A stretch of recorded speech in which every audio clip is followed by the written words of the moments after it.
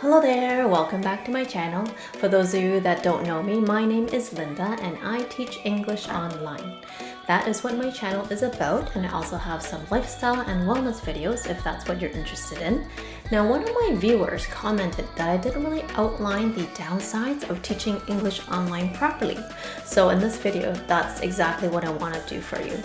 If you're deciding to teach English online, be sure to check out all these downsides first.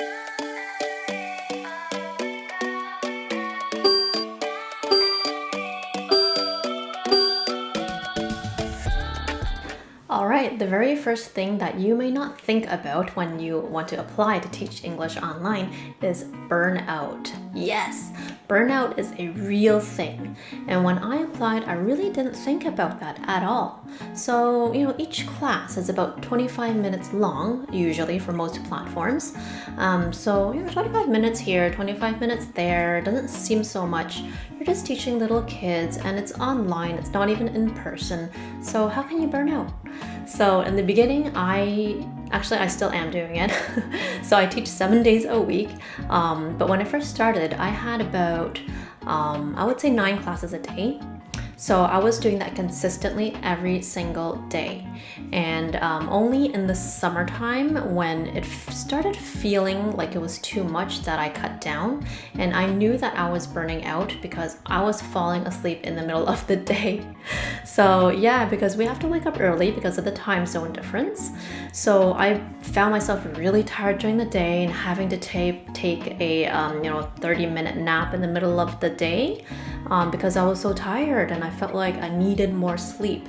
And in addition to that, my throat was getting really sore. So there were some days where I would completely stop talking during the day if I could. So after teaching, I would be mute. So until I have to talk again, then I will talk but really softly. And I tried all kinds of methods to try to soothe the sore throat. And that's when I realized that I was burning out. It was too much. So it is a real thing. It will happen to you, especially in the beginning, because you're so eager to do a good job. You're just going to take any and all classes, and soon, before you know it, you are burning out. So I would urge you to really go over your schedule and try to find the happy balance to see what is the optimal amount of classes that you can teach before you burn out. So right now, I have I cut down quite a few classes. I only have 2 classes in the morning usually, and then nothing else during the night times, and then I would have some night classes on Friday and Saturdays. And that's about it for now. When daylight savings comes around again, I will probably increase that amount. But for now, I find it pretty okay. I do need time for other things. So I need to be well rested and I can't be burned out. So make sure you think about that point too before you apply. Alright, the second thing that you should be aware of is the unpaid time that you have to spend to do preparation and feedback. So again, I didn't think about this at all, but when I first started, I did spend quite a bit of time preparing for classes. I would have to prepare the reward, the props, and look through the slides. So it didn't take a really long time because I didn't have a lot of classes, but it did take, I would say, an extra maybe 15 minutes or something just to do that prep. And then afterwards, when you're finished class, you do have to write feedback. And that still takes me about just under 10 minutes, I would say, depending on the number of classes I have to do. But that amount of time that you spend doing these activities, it's not paid.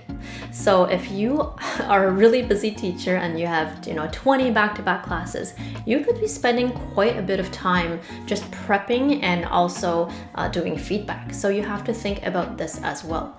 So luckily for Palfish, for example, I spend a lot less time prepping right now because I'm more familiar with the slides and I have a bunch of rewards prepared that I can just grab at any time. So it takes me pretty much less than 5 minutes to prepare now for Palfish lessons, which is great, but I still have to spend that time doing feedback and that time is not paid.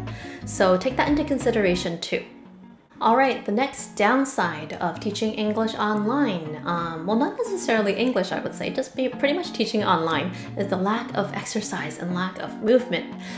So yeah, you could actually gain weight because you are sitting down for hours at a time and you're not really able to move much because, you're locked in with the camera and you have your classes and your students there and you can't really walk away or anything. But luckily, I have heard of some teachers who have a little exercise machine, like a little pedal machine that they have, and they can do that during class. So some have some weights on the side, so if they're waiting for a student, they can use the weights. I actually have that on the side as well. But yeah, because you are teaching chunks at a time, there's a little opportunity for you to move around, and that's not really healthy for you, especially in this day and age where it's so important to exercise and to move your body. The good thing about this is the flexibility in scheduling. So because you are able to plan your own schedule, you can teach for 2 hours, block off 25 minutes or even an hour, and then teach again. So you do have that flexibility to give yourself a break if you feel that you need it. All right, so the next downside is you are at the mercy of technology. So you are completely dependent on your technology working properly. If you're unable to log on and get into your class, then you could be penalized for it. So if you have a natural disaster, if you have a power outage, if your internet is just not working or your computer decided to reboot and you're late for class, that's all on you. So it's very important to have your backup devices in place. I have a lot of backup devices that are laid out around me during class, so in case anything happens, I can just pick up the device and just keep teaching. You have to make sure your technology is really up to par. If you have a laggy internet, you have a slow device, then that's going to impact the quality of your teaching and you might get complaints too. So you are at the mercy of technology with this type of job. All right, the next thing to point out is that this is a contract job, so your pay will go up and it will go down. You have no benefits and you are considered as an independent contractor. So 1 month, if you have less classes, you could be earning less than $100.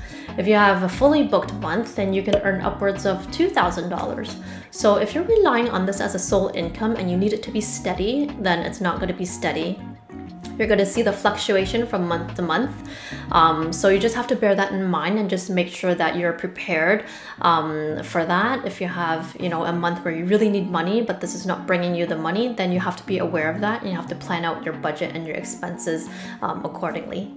And again, because you don't get the benefits, if you're not working, then you just don't get paid. If you are sick and you have to cancel classes, then you don't get paid and you can possibly be penalized because a lot of these companies, they have a limit on the number of times that you can cancel classes. So you have to be really aware of it and make sure that you are not just canceling classes here and there and having that count as a strike against your contract. And along the lines of that, I want to mention the cancellation policies.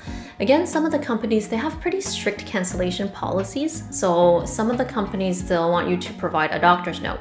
They'll want you to provide proof that your internet wasn't working on a certain day during a certain period of time. And then you have to apply to get that approved.